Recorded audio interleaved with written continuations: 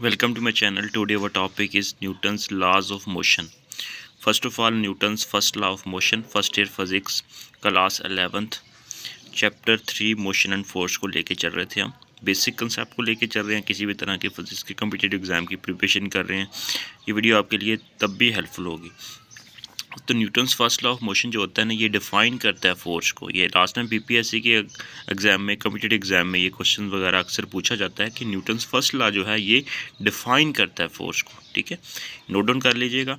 तो उसके बाद बेसिकली न्यूटन फर्स्ट लॉ जो था ये हमें बताता गया है कि फर्स्ट एग्जाम्पल हम एग्जाम्पल से समझते हैं कि एक बॉल है, उसको आप किक करें, किक मारें, एक फुटबॉल को किक मारें तो क्या करेगा, वो रोल होता होगा और ग्राउंड के ऊपर थोड़ी देर के बाद रुक जाएगा। लेकिन रुकता क्यों है? ठीक है, ये बेसिकली न्यूटन ने इसके बारे में बताया था। अगर कोई बॉडी रेस्ट में है तो वो रेस्ट में क्यों रहती है, ठीक है, इसके बारे में बताया था। ठीक है, मोशन और मूविंग ऑब्जेक्ट के बारे में, मूविंग ऑब्जेक्ट या मोशन या कोई बॉडी रेस्ट में है, स्टेबल है, ठीक है, मूव नहीं कर रही, उनके बारे में ये लॉ हमें बताता है कि कोई बॉडी रेस्ट में क्यों है, कोई बॉडी मोशन में क्यों है। ठीक है, तो कुछ कंसेप्ट वगैरह डिफरेंट वगैरह आते रहे, उनके बारे में लोग इस चीज़ को तो समझते थे कि अगर कोई बॉडी रेस्ट में है तो वो रेस्ट में ठीक है, रेस्ट में है बॉडी, लेकिन वो तब तक मूव नहीं करे जब तक उसके ऊपर कोई फोर्स एक्ट नहीं कर देते। ठीक है, ये जो न्यूटन्स की सेकंड बात थी फर्स्ट लॉ के अंदर कि अगर कोई बॉडी मोशन में है तो वो मोशन में रहेगी जब तक उसके ऊपर कोई नेट अनबैलेंस फोर्स एक्ट करके उसको रोक ना दें। ठीक है, लेकिन ये बात लोग नहीं समझ रहे थे न्यूटन की। ठीक है,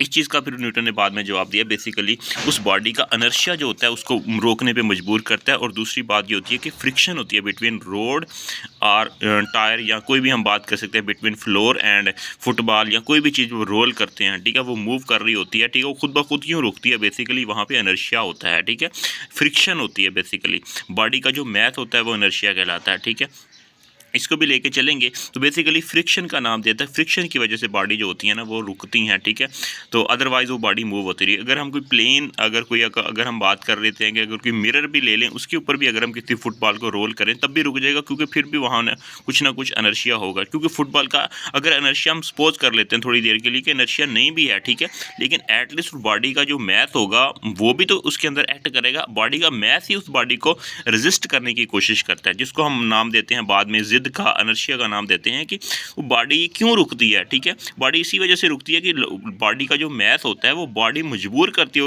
उस बॉडी, फॉर एग्जाम्पल फुटबॉल अगर वो मूव कर रहा है तो वो फुटबॉल की जो मैथ होगा वो मजबूर करेगा, वो फ्रिक्शन का काम करेगा कि वो बॉडी रुक जाए, वो स्टेबल रहना पसंद करेगी। ठीक है, अगर कोई बॉडी स्टेबल है, रुकी हुई है, रेस्ट में है, तो उसको अगर मूव करवाएंगे तो वो जो बॉडी का मैथ होगा, अनर्शिया होगा, वो स्टेबल रहना पसंद करेगा, वो मूव करना पसंद नहीं करेगा। ठीक है, बिल्कुल अपोजिट चलती है। ठीक है, ये चीज़ उसी को फिर हम बाद में अनर्शिया का नाम देते हैं। ठीक है, तो इसको पहले हम डिफाइन कर लेते हैं हम न्यूटन्स का लॉ।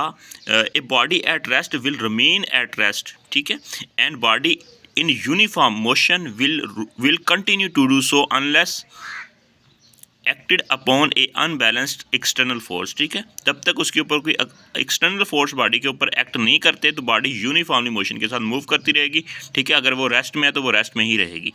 तो ये बेसिकली न्यूटन्स फर्स्ट लॉ की दो बातें हैं इसके अंदर। रेस्ट में है तो रेस्ट में रहना पसंद करेगी, और यूनिफॉर्म मोशन के साथ मूव कर रही है तो यूनिफॉर्म मोशन के साथ मूव करती रहेगी जब तक उसके ऊपर कोई एक्सटर्नल अनबैलेंस फोर्स एक्ट ना कर दें। तो अनर्शिया बेसिकली ये मैंने आपको बताया कि किसी बॉडी की जिद होती है, किसी बॉडी का मैथ होता है जो उसको रोकने पर मजबूर करता है, रेजिस्ट करता है। ठीक है, अपनी स्टेट को चेंज करने में रेजिस्ट करता है ये अनर्शिया। स्टेटमेंट क्या है इसकी? Basically property of a body to maintain its state of rest और state of uniform motion, this is called the inertia. This statement of inertia depend किस पे करता है? अनर्शिया का बॉडी का जो मैथ होता है वो अनर्शिया कहलाता है। मैथ ज़्यादा होगा, अनर्शिया भी ज़्यादा होगा। ठीक है, अगर एक ट्रक है उसको रोकना मुश्किल होगा, इवन कि एक साइकिल है उसको रोकना जो होगा वो आसान होगा। ठीक है, अगर सामने से कोई चीज़ आ रही है, अगर उसको रोकना चाहें, ठीक है, किसी भी चीज़ से, तो वो क्योंकि अगर तेज़ी के साथ ट्रक मूव कर रहा है तो वो उसका अनर्शिया जो होगा वो बेसिकली क्या होगा, उसका जो मतलब फॉर एग्जांपल अगर ट्रक है वो मूव कर रहा है तो उसको रोकना क्या होगा, मैथ ज़्यादा होने की वजह से उसका अनर्शिया भी ज़्यादा होगा। ठीक है, तो इसी तरह लाइट चीज़ों को रोकना या उसको हम कह सकते हैं कि रोकना या उसको रेस्ट में लाना आसान होता है, ठीक है, और हैवी चीज़ों को मुश्किल, क्योंकि मैथ इनर्शिया कहलाता है, ठीक है। इनर्शिया बेसिकली क्या करता है, रेजिस्ट करता है। इस चीज़ को आपने याद रखना है, रेजिस्ट या जिद का नाम समझे कि बेसिकली वो अगर वो मोशन में है तो वो मोशन में रहना पसंद करेगा, ठीक है, उसको हम उसको रोक नहीं सकते, ठीक है, वो रेजिस्ट करने की कोशिश करेगा। रेस्ट में है तो वो रेस्ट में रहना पसंद करेगा अगर हम उसके ऊपर एक्सटर्नल फोर्स एक्ट कर रहे हैं कि वो मोशन में आ जाए। तो इसका यूनिट हो जाएगा क्वांटिटी। ये इसको कैसे डिफाइन करेंगे, math is the quantitative measurement in inertia, इसका यूनिट होगा किलोग्राम। और इसी तरह इनर्शियल फ्रेम ऑफ रेफरेंस क्या कहता है कि न्यूटन्स के जितने भी लॉज हैं, ठीक है, वो इनर्शियल फ्रेम ऑफ रेफरेंस में वैलिड करते हैं। अब इनर्शियल फ्रेम ऑफ रेफरेंस क्या होता है कि जहाँ पे अगर एक बॉडी यूनिफॉर्म मोशन के साथ मूव कर रही है, ठीक है, उसका एक्सेलरेशन इज इक्वल टू 0 है। या फिर हम कह सकते हैं कि अगर बॉडी रेस्ट में है तो अगर एक गाड़ी का केबन है, ठीक है, अगर एक रूम है, ठीक है, या कोई भी चीज़ है, ठीक है, वो रेस्ट में है। अगर कार है, कार के अंदर कार यूनिफॉर्म मोशन के साथ मूव कर रही है तो उसका जो कार के अंदर वाला हिस्सा होगा जिस जहाँ पे वो सीट होगी वो basically inertial frame of reference बन जाएगा। अगर बॉडी रेस्ट में है तो वो भी इनर्शियल फ्रेम ऑफ रेफरेंस बन जाएगा। इट मीन्स कि जब एक्सेलरेशन इज इक्वल टू 0 होगा, वेलोसिटी के अंदर चेंज नहीं रहेगा, तो हमारा जो फ्रेम होगा जिसके अंदर बॉडी होगी वो इनर्शियल फ्रेम ऑफ रेफरेंस बनेगा, ठीक है। ये बेसिकली सारी एग्जांपल यहाँ पे दी हुई हैं। अब इसको समराइज़ कर लेते हैं।